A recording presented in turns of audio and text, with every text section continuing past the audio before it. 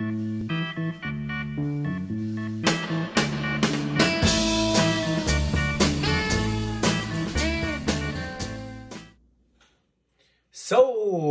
kitchen, with tonight or late today's recipe for Thai-inspired chicken meatball soup, which, test it out if you want to make it with fish, a white fish you chop up. I could give you recipes for making fish meatballs, and certainly Impossible Burger or Beyond Meat would be perfect for this, as the soup will get the flavors into the meatball, and it's wonderful. Add-ons on to it could be the kaffir, the lime leaves would make it better.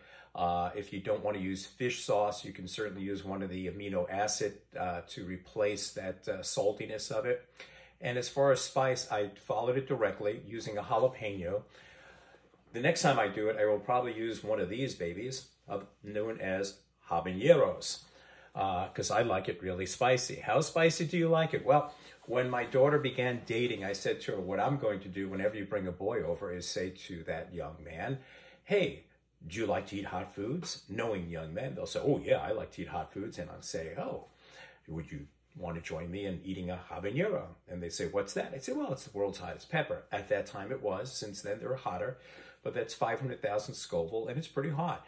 And he would say, oh, I could eat that. And I'd say, okay, let's go eat it. Knowing that after you eat that, the rest of the evening, he won't be messing around with my daughter. Now, I can tell you my daughter warned every single boy that came in here, but some did take the challenge. So I will say it was great to watch their faces and to react to it. Actually, I said, no, don't do that. It'll hurt you if you're not used to it. So that's the recipe for tonight. That's the add-on to it. If you like it spicy, I'd say use a Thai chili pepper. You're going to grate that into it, or 2 or 3, depending on your level of spiciness. The jalapeno is a very mild spice. So if you just like a little spicy, it's perfect. So enjoy the recipe. It's really easy. And again, the flavors are really nice, especially on a nice cold night. This is a good soup to eat, and it's nourishing. Tonight's ingredients. There's the ground chicken, 2 pounds. That's my warm water that I use to keep my hands wet and warm when I'm making the meatballs. The kosher salt, the kosher fish sauce, baby spinach, 5 ounces. There is the ground ginger, the ground garlic, and the serrano. I didn't use a jalapeno. I like a little bit more kick. So you grounded out the serrano, and there were little pieces. I didn't think that would affect it.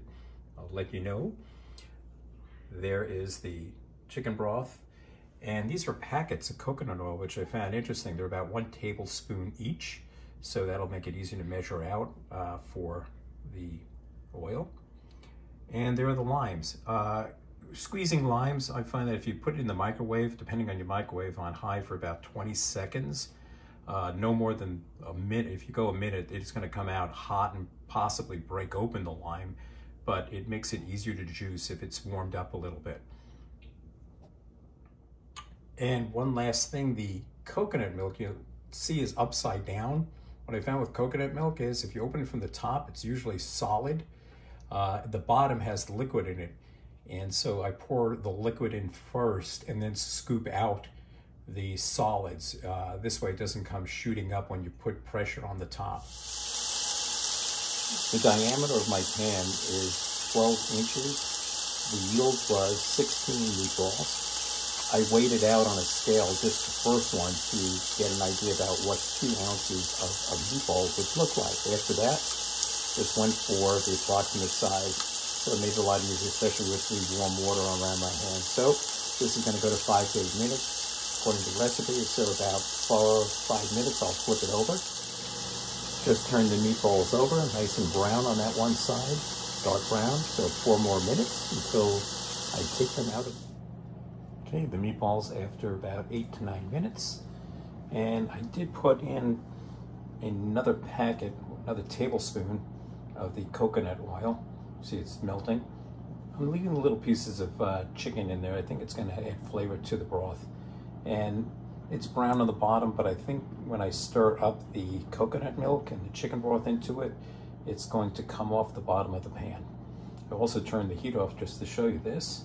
And I'm going to turn it back on, put in the ingredients. The garlic, the ginger, and the serrano are in there. You can see the big pieces. But then again, we like it spicy, but remember, it only takes about a minute when you're doing garlic and ginger. So no more, otherwise it'll start burning and turn the garlic bitter. I've added the chicken broth, the 1 tablespoon of fish sauce, half a teaspoon of the sugar, and the coconut milk. Except I wanted to show you, that's the solid. As I was talking about, that would be at the top of the can.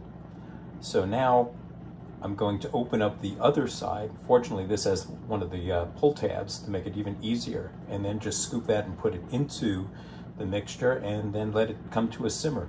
I'm going to keep stirring to make sure that the solids do break down into liquid form. That's to show you the solid, and what I've been doing is just moving the fork around, well, actually moving the fork inside that. As you can see, it's sliding down, and just going to keep stirring it until it melts away. Okay, we have the liquids now simmering. I'm going to add the meatballs in. I did a test on the temperature, the internal, and it was 130, even after resting. So this is going to call for an 8-minute, but I will test it. It should be at 160, 165 before we eat it. And here goes the meatballs. I'll show you what it looks like when it's all in with its juices. 2 good reasons to keep stirring it about every 45 seconds to a minute is you can see there are hot spots. That's one good reason, making sure all the meatballs cook evenly. And the other reason, of course, is to keep mixing it so the meatballs get the flavor of the broth. So the meatballs ended up cooking for more than 5 to 8 minutes. In fact, it came closer to about 14 minutes until the meatballs came past the 165 temperature. So I'm now stirring in the spinach, and I stopped just to show you. There it is before it's stirred in, and you can see the green over there. Once it hits the liquid, it's going to shrink quite a bit. Then I'll put it in the bowls and get ready to serve. And there's the dish served up. Underneath, you can see I've used brown rice, not white or jasmine. I really like the nuttiness of the brown rice and the way it integrates with the Thai flavoring.